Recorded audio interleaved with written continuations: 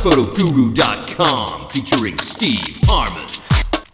Hey guys, this is Steve again with StockPhotoGuru.com, and this is our video number 2 in our series about how to take you from being a complete novice when it comes to stock photography all the way to managing a professional portfolio. And in this video, I'm going to be telling you what kind of a gear you need to start off with. So if you already have gear that you feel is good, you can move on to this. You've already been shooting for a long time. If you're already a stock photographer, you might want to avoid this video, or you might want to listen to it because I know my voice is very beautiful. However, we're going to jump right into this, and what you need to buy, if you don't already have it, is a digital SLR camera. And that really just stands for Digital Single Lens Reflex camera.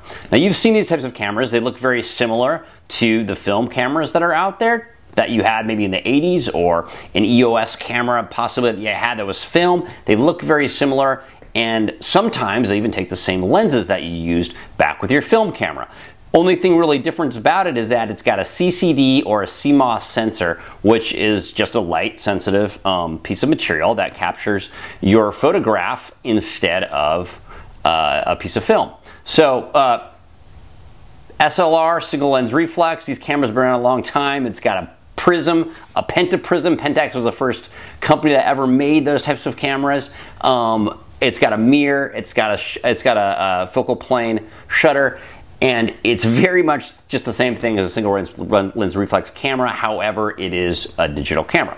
The thing about this on why I want you to have a digital SLR camera is that you're going to be able to use any of that background knowledge you've ever used. You took a photography class back in the day, and you'd be able to transfer it over fairly easily. It functions almost exactly like a film camera in the fact that it's got real f-stops in the lenses, it's got a real shutter, it's got all the various different things that a single lens reflex film camera would have, except that it's digital.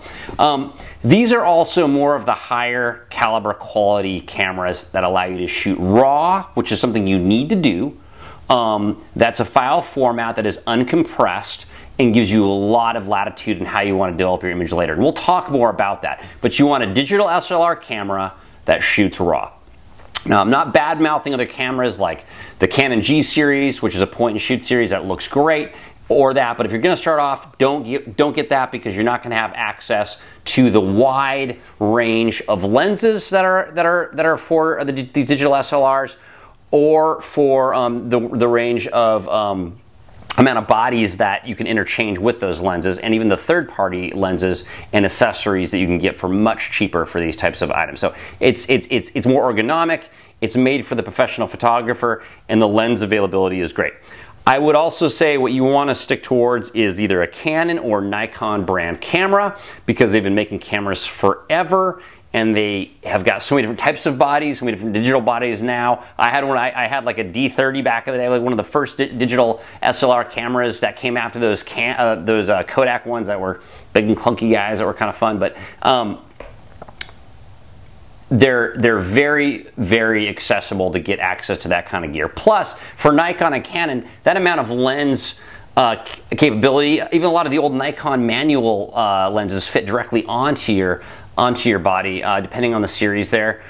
And also with Canon, none of your manual lenses will fit on there. However, your old EOS lenses will fit directly on your Canon 5D or whatever, 60D or 40D or whatever it is, because they're all an EOS mount, which is the same kind of mount that you have. So your possibilities of being able to get access to lenses is great. Plus, the third-party manufacturers make more lenses for Canon and Nikon than anybody else. And add that on top of adaptability.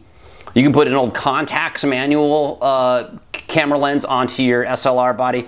You can do so many things, find cheap lenses that way.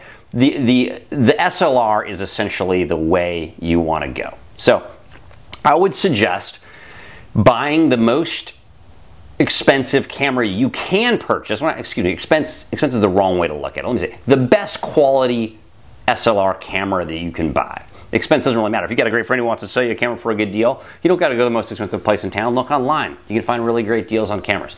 However, you don't need to buy a very expensive camera. And I'm going to tell you exactly what I would start off with.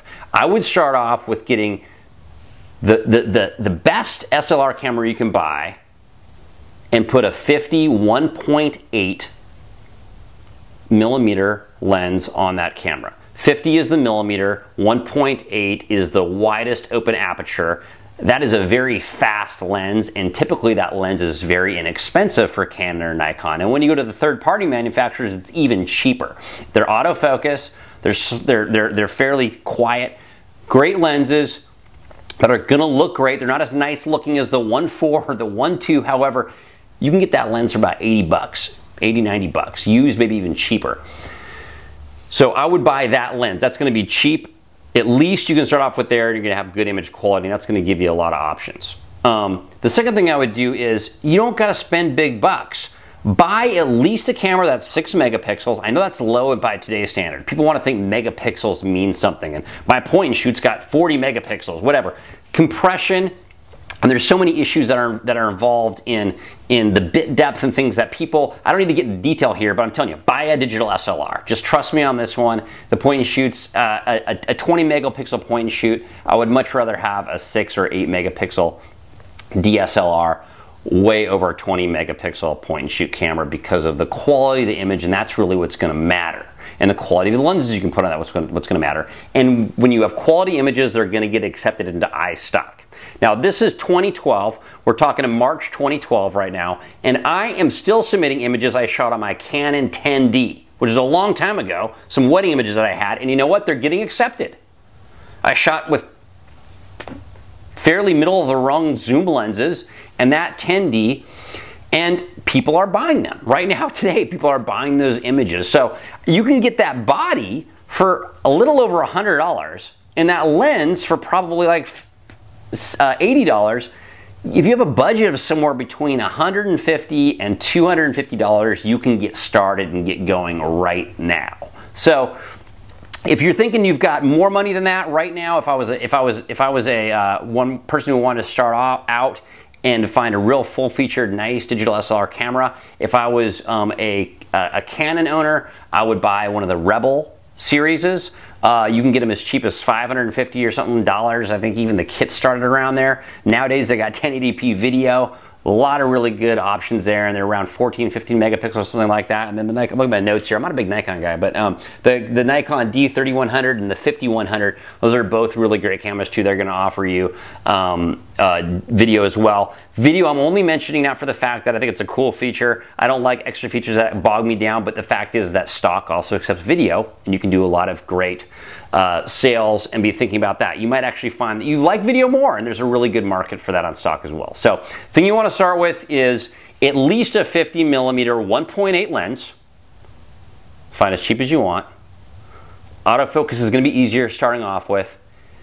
And any digital SLR body, 6 megapixels and up, as much as you can afford, but don't blow your bank. So if you get $150 to $250, how many jobs can you start off with that little money and start making money very, very soon? So anyway, that's the end of our second video. Get out there and get a camera. If you don't have one, I would say start looking today, start saving up. Even somebody on a paper route can afford this. So I don't want to hear any excuses. If you have any comments, please leave a comment on YouTube or also on our website here. If you've got a question, please email me on this issue. If you're angry because I didn't mention Sony and how rad you can use their Minolta lenses or whatever, okay, fantastic. I'm probably not going to respond to that because if you're making money off Sony, I congratulate you heartily. I'm going to make that default statement right now. I don't really care. I'm giving you the best information that I have possible, but feel free to leave any comment or any question, and make sure you like us on Facebook. Thanks so much.